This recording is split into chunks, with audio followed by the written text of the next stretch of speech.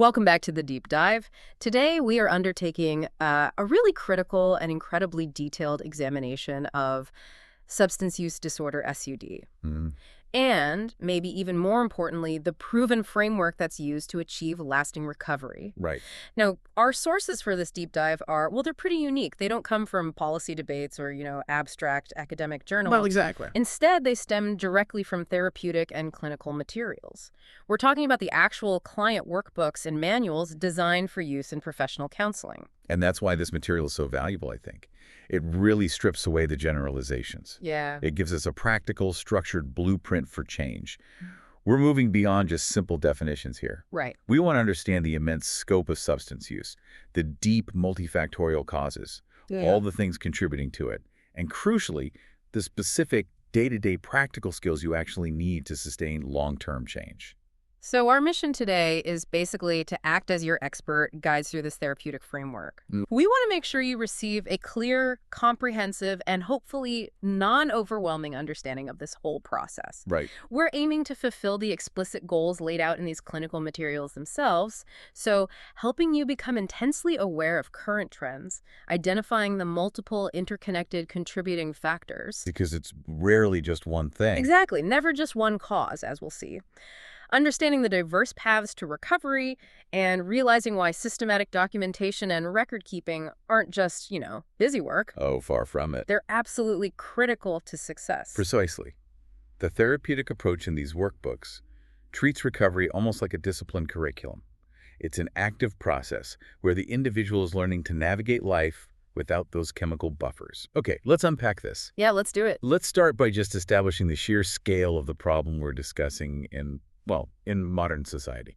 Okay, so when most people think about substance use difficulty, the mind immediately jumps to illicit street drugs, maybe the public addiction crises we hear about. Sure, the headlines. Yeah. But the clinical definition is actually far more encompassing. It reaches into almost every home, every demographic. It really does. The clinical framework makes it explicitly clear that substance use difficulty is not limited to just illicit substances alone. Right. We are talking, of course, about alcohol and tobacco, but the list extends deeply into prescription medications that carry addiction potential. Things people might not even think of as drugs in that sense. Exactly. This includes opioids used for pain management, tranquilizers used to treat anxiety or sleep disorders, and stimulants often prescribed for things like ADHD or weight control. Okay. And then certainly we have the illegal substances, marijuana, cocaine, methamphetamine, heroin, and increasingly fentanyl. And the problem isn't just defined by, chemical dependency, is it? No, not at all. The therapeutic workbooks emphasize that the disorder is defined by the negative consequences it generates. Wow. Across every facet of life. We're talking about medical, physical, psychological, family, interpersonal, social, academic, occupational, legal, financial, or even spiritual harm. Wow, that's broad. It is. If the substance is causing difficulty in one of those areas, just one, the clinical perspective identifies a problem that needs to be addressed. So it forces a really holistic view then. Completely. Addiction isn't just a brain disease or a physical ailment in isolation. Right. It's a systemic life problem that can unravel relationships, stability, potential, everything. And when you look at the prevalence data from sources like SAMHSA, That's the Substance Abuse and Mental Health Services Administration. that's the one. The data just confirms this pervasive nature. It's everywhere. And the numbers are just staggering, aren't they? They really are. According to these national studies, more than 20 million people in the U.S., that's roughly 7.5% of the population aged 12 and above, had a diagnosable substance use disorder in the past year. 20 million people. It's an enormous segment of the population struggling, often silently, often simultaneously. If we break that down, what about the most common substance? Alcohol. Yeah, if we look at alcohol, the figures soar even higher. We have more than 136 million current alcohol users in the U.S. 136 million? And among those, over 65 million reported an episode of binge drinking in just the past month. Okay, let's clarify that for the listener. Binge drinking, what's the clinical standard there? So the standard is consuming 4 or more drinks for women or 5 or more drinks for men on a single occasion. Right. And that statistic alone highlights how how normalized high-risk use has become in our culture. Yeah, even if it doesn't meet the full criteria for a diagnosable disorder yet. Exactly. Yeah. Furthermore, the clinical data shows that rates of alcohol use disorder specifically are actually higher. Higher than drug use disorders. Yes, affecting over 15 million people compared to drug use disorder, which is documented at about 7.4 million. That feels counterintuitive given the media focus. It often is. We see so much focus on illicit drug crises, but alcohol remains the single most common substance leading to an actual diagnosis. And the sources point out this challenge starts early, too. Tragically, yes. 20% of young people between 12 and 20 are consuming alcohol and have experienced multiple binge episodes. 12 to 20. It's a problem that really permeates every demographic and age group. Okay, shifting gears slightly. What about medication misuse and illicit drug use? Yeah, we find more critical data points there that kind of redefine the pathway to substance misuse. About 44.5% of adults, that's nearly 119 million people, have used one of the 4 types of drugs with addiction potential previously. Prescription drugs, mainly. Wow, almost half the adult population has used these types of drugs. And here's where the data gets really surprising, I think. Okay. The clinical sources emphasize that the majority of people who misuse prescription drugs, opioids, tranquilizers, stimulants, they didn't get them from a doctor writing them a new script. So where are they getting them? They got them from family or friends, or they purchased them from a dealer. Ah, so it's diversion, basically, from existing supplies. Precisely. This completely reframes the distribution mechanism. It's less about a sudden flood of new prescriptions, perhaps, and more about an accessible, highly potent supply already circulating within social and family networks. That existing supply chain, well, it makes the environment ripe for misuse, doesn't it? Especially for high-risk groups. Absolutely. While only about 11% of the total population aged 12 and older reported using illicit drugs in the past year. Which still sounds like a lot. It is, but watch this. That figure skyrockets to 25% for the 18 to 25-year-old age bracket. 1 in 4. 1 in 4. This places young adulthood as a period of especially high vulnerability.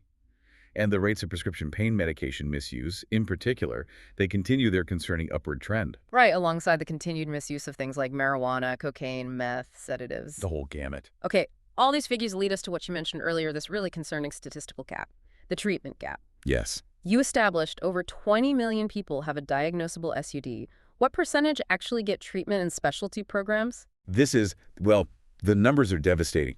Only 10.6% of those with a substance use disorder receive treatment in specialty programs. Only 10%. Just over 10%. We are talking about 20 million people who need help, and only about 2 million are accessing the targeted, professional, specialty care outlined in these workbooks we're discussing. That's nearly 90% of the population with SUD trying to navigate recovery outside of formal treatment. Exactly. What does that huge gap imply for the usefulness of these clinical workbooks? Well, it highlights why a self-directed, structured resource like a recovery workbook is so essential. Right. When the formal system is so thoroughly overwhelmed or maybe inaccessible for various reasons, the burden of managing cravings, navigating triggers, maintaining sobriety, it falls onto the individual, their mutual support groups, their family. So they need the tools. They need the tools. Yeah. This requires highly structured, self-directed learning and skill acquisition to try and bridge that gap. And of course, we can't discuss this era without acknowledging the shadow of the opioid crisis. That just adds urgency, doesn't it? It absolutely does. The rates of death from drug overdose, OD, they continue to rise rapidly year over year. We saw over 64,000 OD deaths in just 1 year, 2017, Of course there. driven primarily by illicit opioids like heroin and especially fentanyl. And this crisis is made acutely dangerous because these substances are often mixed with other potent drugs, like powerful tranquilizers. Unknowingly. Often. Often unknowingly, yeah, dramatically increasing the risk of accidental death. What's just fascinating and deeply concerning here is that sheer disparity. 20 million needing help, only about 10% getting specialty care. It really reinforces the idea that resources focusing on practical, actionable skills are vital. Not just like add-ons to therapy, but maybe the main line of defense for millions recovering outside those professional walls. It's a very good way to put it. Okay, so given the immense scale of this problem, the obvious next question is, well, why? Right. Why do some people develop this debilitating relationship with substances while others don't seem to? The clinical workbooks are very clear on this point. There is no single cause for an alcohol or drug problem. ever. Never just one thing. It's always a combination of factors. You've got biological, psychological, and social environmental factors that sort of converge to create the disorder. And that multifactorial view, that's fundamental to the whole recovery model in these books, isn't it? It absolutely is.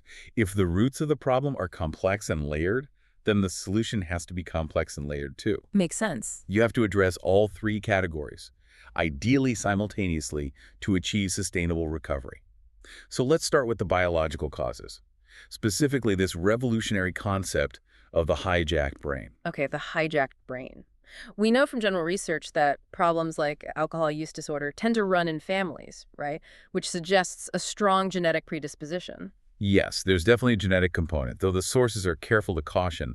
We haven't isolated a single addiction gene or anything like that. Right. But there are clearly differences in individual brain chemistry, maybe metabolic response, that can increase vulnerability for some people. But the real complexity, the core of that biological compulsion, that lies in the brain's circuitry, Exactly. Specifically, the mesolimbic dopamine pathway. the reward system. That's the one we often call the reward system.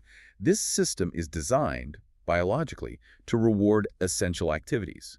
Things like eating food, having sex, successfully socializing. Things needed for survival, basically. Precisely. It releases dopamine to signal to the brain, hey, this is vital for survival, you should repeat this behavior. Okay. So the substances, they essentially exploit this survival mechanism. They do, massively. What does it actually mean for that pathway to be hijacked? And why is it so much more compelling than, say, the pleasure of a good meal? It means that addictive substances act directly and powerfully on this pathway. They cause a surge of dopamine that's far, far greater than any natural reward mechanism can produce. So like orders of magnitude more. Yeah, think of it like this. If eating a delicious meal gives you a dopamine reward signal of, say, 10, an addictive substance might deliver a reward signal of 50 or even 100. Wow. The substances are just effectively much louder, much more compelling neurologically than natural rewards. Okay, that dramatic disparity makes sense. If the brain is suddenly getting rewards at level 100, it's going to quickly learn to prioritize the substance above pretty much everything else. Exactly. It relegates natural, necessary activities like work or family interactions, things that might give a level 5 or 10 reward, to seem, well, less important by comparison. Brilliant. Precisely. The clinical materials describe the individual as being neurologically hijacked because they increasingly rely on the substance just to experience pleasure or even normalcy. This leads to a diminished capacity to feel rewarded by or even interested in natural, healthy activities. And that neurological shift, that's what drives the progression of addiction. That's the core biological engine. It leads to the two key phenomena we absolutely must understand: tolerance and chemical need. Okay, tolerance and need. How would you explain those in a way that helps you visualize that physical shift? Okay, think of the brain as constantly trying to achieve balance, homeostasis. Right. When a substance provides this huge, unnatural surge of dopamine, the brain responds by trying to protect itself. It reduces the number of available dopamine receptors. Yeah. It basically shuts down some of the signal receivers to try and dampen that overwhelming signal. Ah, okay. The downregulation is tolerance. It means the person now needs an ever-increasing amount of the substance just to achieve the original level of high or pleasure. They're chasing that first high. Constantly chasing that initial powerful reward, which becomes harder and harder to reach. And the chemical need. That sounds, well, even more insidious than just chasing a high. It is. Because as the brain adapts to the constant presence of the substance, it shifts from merely wanting the substance for pleasure, that's the psychological craving, Right. to needing it just to avoid profound discomfort, illness, or really severe withdrawal symptoms. The body has essentially integrated the drug into its normal functioning baseline. So without it, the system crashes. The body ceases to function normally without it. The motivation shifts fundamentally from seeking reward to desperately avoiding punishment, avoiding withdrawal. And finally, on the biological side, the sources highlight trigger memories. I guess this is where the environment starts to intersect with the biology, right? Absolutely. This is critical. The brain creates these incredibly powerful associative memories. It links sights, sounds, smells, people, places, the classic cues or triggers, to the impending reward of the substance. Once these powerful memories are established during active addiction, those environmental cues can trigger an intense, almost physiological craving, sometimes years into recovery. Years later. Wow. Yeah. Understanding this neural link is exactly why the clinical materials mandate such detailed record-keeping of triggers. It's fundamental for relapse prevention planning. Okay. That covers the biological side. Moving on to the psychological causes, this often seems like the entry point for many people into substance use, doesn't it? Like it starts as a form of self-medication. Very often, yes. In the absence of healthy coping skills, substances can become the easiest, or at least the quickest, way to reduce anxiety, tension, or manage difficult, unpleasant feelings. Like what? Anger, overwhelming sadness, chronic boredom, depression. For many, the substance offers a temporary, albeit ultimately destructive form of escape, or maybe a means to feel normal or functional, especially in social settings. And the workbooks mention a possible link between certain personality traits and vulnerability. They do touch on that, acknowledging some traits might increase vulnerability, but they quickly move on to something with a much stronger documented link. The connection between psychiatric disorders and SUD. This is known as co-occurrence. Co-occurring disorders. That link is strong, you said. It's undeniable. If an individual has one disorder, say, a mental health condition, their vulnerability to developing the other, the SUD, increases significantly, and vice versa. Can you give an example? Sure.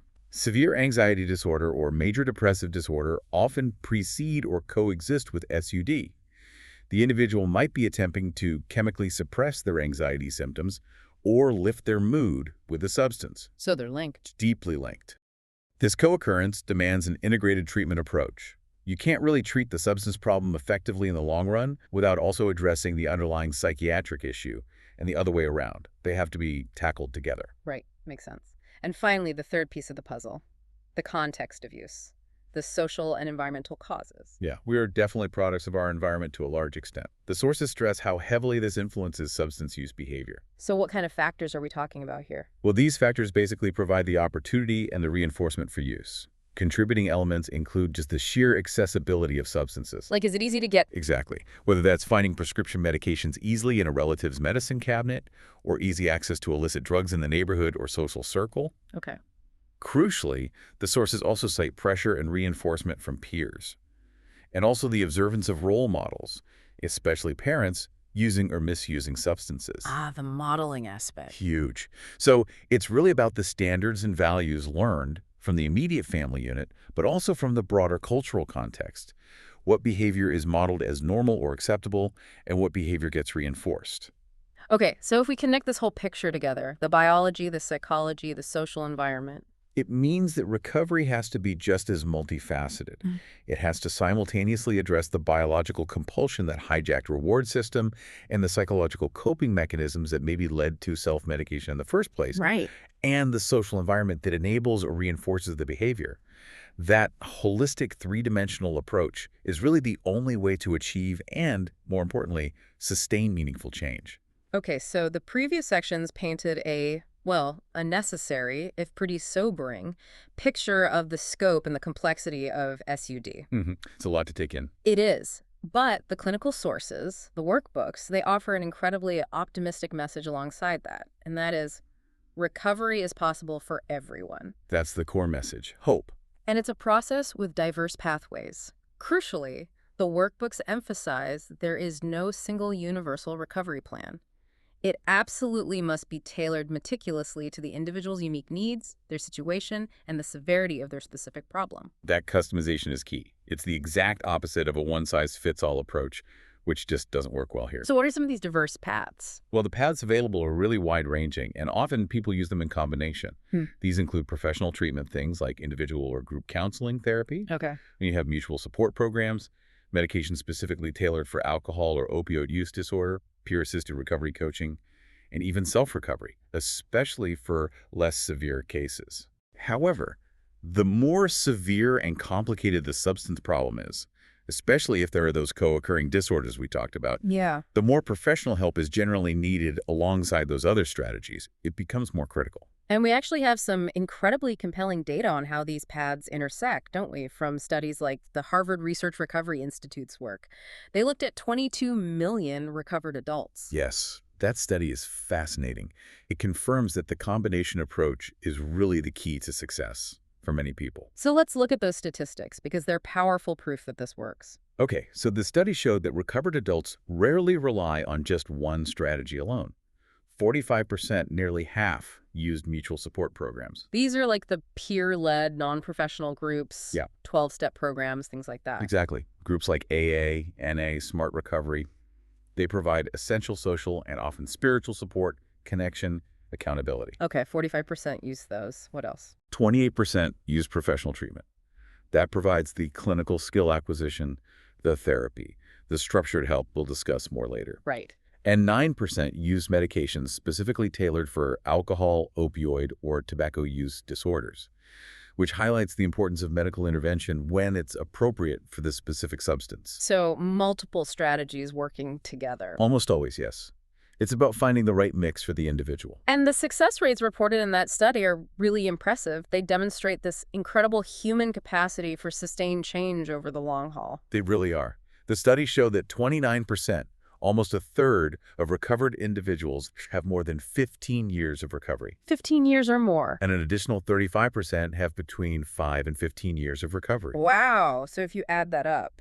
It means almost two-thirds, about 64% of the recovered population in that large study maintain long-term sobriety, measured in years or even decades. That sustained success, it really speaks volumes about the effectiveness of structured recovery, doesn't it? It absolutely does. And the benefits of that sustained recovery are dramatic. They're measurable. They're documented across global studies. U.S., Australia, Canada, the U.K. recovery leads to fundamental life restructuring. I find the measurable gains in stability maybe the most compelling proof of this restructuring. Like, take physical and mental health. Yeah, recovery doesn't just mean stopping the substance. It translates directly to improved physical health, improved dental health, which often suffers greatly. Right. And perhaps most importantly, greater engagement in mental health treatment, which addresses those co-occurring psychological factors we discussed earlier. It allows that healing to happen. And what about relationships? That's often a huge area of damage. Huge. The sources note significantly improved family dynamics, things like more shared positive activities, less conflict, and importantly, significantly less domestic violence. That's huge. On the stability front, in realms like work and school, we see individuals regaining control, getting and keeping steady employment, sometimes starting a business, or finally finishing school or getting training. Recovery rebuilds the entire foundation of a productive, contributing life. And the financial and legal benefits, too, they seem to highlight this restoration of personal responsibility. Absolutely. Yeah. Improve financial conditions, people start paying bills again, actively saving for the future, paying taxes, contributing back to society. Yeah. Legally, recovery correlates directly with fewer illegal activities, fewer arrests, a massive reduction in driving under the influence incidents. Which affects everyone's safety. Exactly. And even reduced need for costly emergency room visits, which actually drives down overall insurance rates for everyone. So recovery isn't just a moral good for the individual, it's a demonstrable economic and societal benefit. That's a really important point. Okay, this naturally leads us to a distinction the workbooks make about the goals of the recovery process, specifically abstinence versus harm reduction. Yes, this is a key distinction. The therapeutic framework is quite clear. For severe substance use disorder, the most appropriate goal is almost always abstinence. Meaning stopping use completely, 100%. Stopping use completely. Why the clinical prioritization of total abstinence, especially for severe cases? Well, it comes back to the neurological reality we discussed in Section 2. The hijacked brain. The hijacked reward system, the phenomenon of tolerance, the trigger memories. For an individual with severe SUD, the capacity to successfully moderate use or return to normal consumption is often fundamentally compromised. This is just too risky. It's extremely risky. Any use risks triggering that compulsion, that tolerance buildup, and it often leads almost immediately back to the previous severity of use. Abstinence provides the clearest, safest boundary against that. Okay. However, the workbooks also acknowledge the utility of harm reduction. How does that approach fit into the overall recovery philosophy? So harm reduction is an approach focused on reducing the amount or frequency of substance use, specifically to mitigate the negative consequences of the harm that flows from that use. Like medical harm, financial, legal. Exactly. Reducing those immediate harms. This approach can be genuinely beneficial for some individuals before they might be ready or willing to agree to full abstinence. It can lower their immediate physical risks, maybe keep them alive, keep them connected to services. So it can be a bridge. It can be a bridge or a valuable approach in its own right for some. However, the clinical material is pretty firm that while it reduces immediate harm, the risk of severe consequences or even death absolutely remains if use isn't stopped entirely, especially with potent substances like fentanyl around. Right. So harm reduction is often viewed clinically as perhaps a stepping stone toward abstinence for some or a primary goal for others. But it's not usually seen as a replacement for abstinence when aiming for total stability from a severe SUD. The ultimate goal distinction is important. Okay, this section, for me, is where these clinical materials truly shine. This is where we transition from understanding the problem, which we've done, to actively solving it. Yeah, the how-to. Exactly.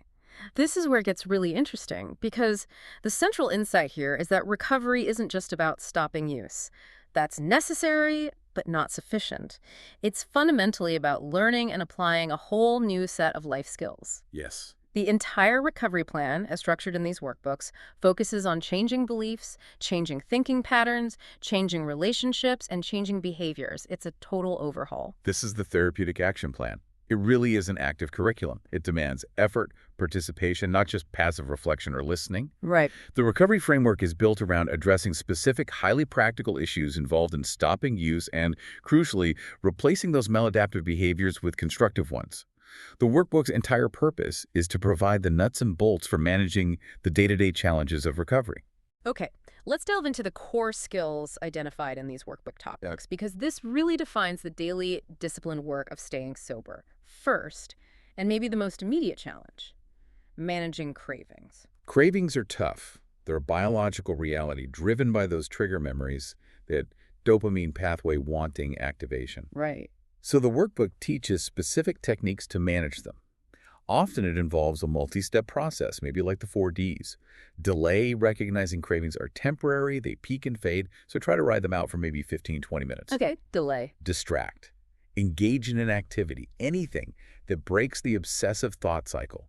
Call someone, go for a walk, do chores. Distract. Dispute, challenge the obsessive thought directly. The thought, I need this, is actually false.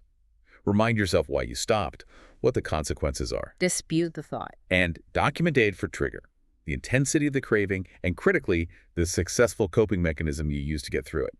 This builds your personal evidence base. Delay, distract, dispute, document. That's a very structured response to something that feels overwhelming. It has to be structured. The second skill is controlling those persistent thoughts and obsessions about dealing with the psychological side of craving. The mental chatter. Exactly. Yeah. This involves cognitive restructuring. Yeah. If your brain is used to running these old narratives like, oh, I deserve a reward, or just one won't hurt, or this feeling is unbearable without it. Yeah, those justifications. Right. The workbook teaches you how to recognize those irrational, addiction-supporting thoughts and actively substitute rational, reality-based counterstatements. It is literally an active intellectual battle against deeply entrenched patterns. Okay. And the third skill seems to address the root of that psychological factor we talked about earlier, dealing with upsetting emotions healthily. Yes, because substances were often the go-to coping mechanism for anger, boredom, sadness, depression, anxiety. The self-medication. Exactly. So the recovery curriculum must replace that chemical solution with healthy emotional regulation skills. For instance, if anger is a major trigger for you, Right. the workbook guides you through identifying the actual source of the anger, learning assertive communication techniques, how to express it constructively, and practicing non-destructive emotional outlets like exercise or journaling. The exact opposite of reaching for a substance. Building a new A toolbox. whole new toolbox. The next two skills address those tricky environmental and social pressures, refusing offers and handling social pressures, and also dealing with family conflicts. These sound very practical. They are. They often involve literal script writing exercises. Really? Yeah. The workbook might have clients practice clear, firm, but polite and concise refusal statements, like, no thank you, I'm not drinking today, and then role-play high-risk social situations, parties, work events to build confidence. Practice makes perfect, or at least better. Absolutely. And furthermore, since family relationships are often severely damaged by SUD, the curriculum includes specific communication skills, boundary-setting techniques, how to navigate conflict productively, trying to ensure the family environment supports recovery rather than sabotaging it, which can happen. Yeah, that's crucial. Okay, the sixth skill, building a recovery support system. The we program idea. This is perhaps the most recognized element of recovery for many people. It is, and it speaks directly to our biological and social need for connection. Isolation is dangerous in recovery. Right. The support system provides immediate access to help when triggers are high or you're feeling vulnerable. It also provides positive role models, people succeeding in recovery, and that crucial element of accountability. So the workbooks push you to be proactive here. Definitely. They demand proactive steps, attending meetings, maybe securing a sponsor or a peer recovery coach, actively engaging in building a healthy, sober community. It doesn't just happen. Okay. Next up, identifying and managing your unique high-risk relapse factors. This sounds like it requires some deep introspection. It does. This is all about personalized risk assessment. The individual has to really sit down and detail their specific internal states, like being hungry, angry, lonely, tired, the classic HALT acronym, HALT. or specific external situations like being near a certain person or place or even a time of day that have historically led them back to use. So you map your personal danger zones. You map them out, and once they're identified, the workbook requires you to develop a written contingency plan for each specific risk factor. What will you do instead when that situation arises? Pre-planning the response. Exactly. Yeah. Okay, and the eighth skill is so crucial for resilience, taking quick, decisive action if a lapse does occur to limit the severity of the damage. So distinguishing between a lapse and a full relapse. Yes, the clinical material makes a very clear distinction. A lapse is usually defined as a single event of use after a period of abstinence. A relapse is seen as a return to the prior patterns of chronic problematic use. The goal here is damage control. Ensure a lapse remains just a momentary slip, a learning opportunity, not a complete descent back into active addiction. How do you do that?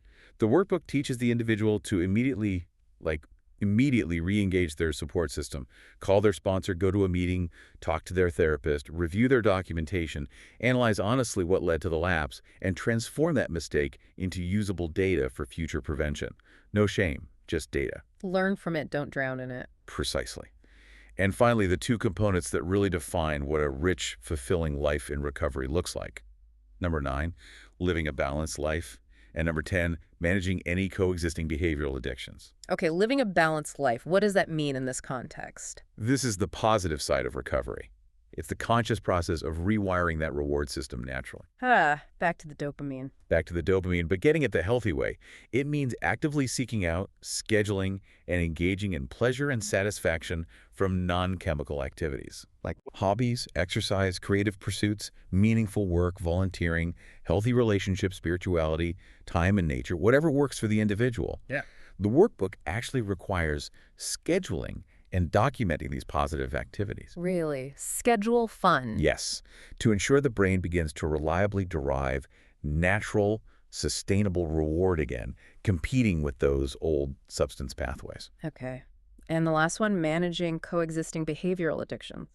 Yeah, this is important because things like compulsive gambling, internet use, spending, eating disorders, they often coexist with SUD, or sometimes they emerge after stopping substance use, kind of like swapping addictions. Right. So a comprehensive recovery framework has to address these parallel issues as well to ensure genuine overall stability and well-being. Wow, it's clear this is a really systematic, skill-based curriculum. It covers a lot of ground. It does. So why? Why are the records, the assignments, the worksheets, the constant documentation, why is that so essential to this process? Why not just, talk about these goals in therapy? That's a great question. The structure itself, the act of writing things down, provides multiple reinforcing benefits that you just don't get from conversation alone. Okay, like what? Well, the first is pure education. The records help the person become much more educated about their unique problem, their patterns, and the whole recovery process itself. That knowledge is empowering. Makes sense. But the second and third points are maybe even more critical. They're tied to personalization and awareness. Okay, explain how documentation achieves personalization. How does writing it down make it personal? Well, by filling out the worksheets, the client is forced to translate the abstract concepts of SUD, like negative consequences, into the concrete reality of their life. They have to document specifically how their substance use affected their job performance, their relationship with their kids, their finances down to the dollar. It makes the problem intensely personal, specific, and really undeniable. You can't rationalize it away when it's written in your own hand. Right, and awareness. You said it increases awareness across all those domains: biological, psychological, social, spiritual. Exactly. You simply cannot change what you are not critically aware of. Hmm. The constant tracking of thoughts, feelings, cravings, situations, actions, it forces the individual to become an active, almost scientific observer of their own internal and external state. Like becoming your own researcher. In a way, yes, and this leads directly to the next crucial benefit, trigger management. The documentation helps you pinpoint, with data, your precise internal triggers, maybe feeling hopeless or bored, and your external triggers, driving past a certain bar, getting paid on Friday. Yeah. And it forces the development of those written practice strategies to manage them before they manifest as an overwhelming craving. You see the pattern, you plan for it. Okay. The documents also serve as a practical tool for actually practicing change, right? It's not enough to just talk about a new skill. You have to deploy it. Yes, absolutely. The worksheets often serve as both a script and a rehearsal space. They provide the practical tools and techniques needed to practice positive change in a safe way first. Like practicing the refusal script. Exactly. Or using the delay and distract technique for cravings and writing down how it went. It helps you cope constructively with problems as they actually happen during recovery. It is truly practice, practice, practice, but codified onto paper so you can review it.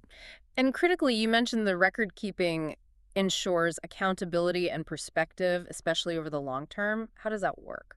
Well, life in early recovery can feel like a roller coaster. Lots of ups and downs. Documenting the problems and the successes, the challenges, and the coping skills used over time allows the individual to step back and see the big picture, Get some distance. get some distance. When a person is really struggling in, say, week 8, feeling like they're making no progress, they can look back at the documented gains, the overcome cravings, the repaired relationships from weeks 1 through 7. Proof of progress. Tangible proof. This progress record serves as an incredibly powerful ongoing reminder and motivator to continue working at positive changes. It proves that the effort yields real, tangible results, even when it doesn't feel like it in the moment. Okay, and finally, the systematic approach. How does using these records help structure treatment itself, maybe maximizing the benefit of professional therapy sessions? This is huge for efficiency. If the client comes into a therapy session having actually completed their worksheets for the week, They've done the homework. they've done the introspection, the data collection already, the session can then immediately focus on analyzing that data, troubleshooting the specific difficulties encountered, maybe refining the coping strategies, and then advancing to the next skill set. Instead of starting from scratch each time. Exactly. Instead of the session being spent just trying to define the problem or recall events from the past week, it transforms therapy from potentially an unstructured conversation into a much more systematic, targeted process of skill mastery and problem solving. So these workbooks, they're designed to be more than just a one-time thing. Oh, absolutely. They're designed to be a lifetime resource. Yep. A personal notebook, a recovery manual that can be revisited repeatedly, maybe during stressful times or anniversaries or when facing new challenges to continue developing and modifying the individual's personal change plan as their life evolves. It's a living document. As we wrap up this incredibly detailed deep dive, it's true the statistics on SUD are undeniably sobering, particularly that immense scale of the problem and, frankly, the staggering treatment gap. It's daunting. It is. But by delving into these clinical sources, these workbooks, we gain, I think, an incredibly optimistic perspective as well. Recovery is structural, it's personal, and it's fundamentally based on the disciplined acquisition of practical life skills. Yes. It requires real work, no doubt about it, but the results are measurable, they're tangible, and they can be lasting. I think the key takeaway for you, the listener, from all of this is that recovery is truly an active, disciplined, and documented process. Active and documented. It's not simply about stopping use, putting the plug in the jug, so to speak. It's really about rebuilding the quality of your entire life, from your dental health and your finances to your family stability and your sense of purpose. Yeah. By systematically changing those limiting beliefs and acquiring robust new coping mechanisms. It's really a complete life curriculum in many ways. It really is. And, we spent significant time detailing how addiction essentially hijacks the brain's mesolimbic dopamine pathway, Right, that reward system. linking those super potent high rewards to substances while diminishing the pleasure we get from natural activities. So given that the core recovery skills involve actively finding pleasure and satisfaction in non-chemical activities, that whole goal of lying a balanced life. Yeah. How might the systematic record keeping, the documenting, the conscious skill development we've talked about, Mm. how might that serve as a conscious, disciplined way to actively rewire that reward pathway, to steer it back towards healthy, long-term, natural reinforcement? This is a fascinating question. Something for you to mull over or perhaps explore on your own until our next deep dive.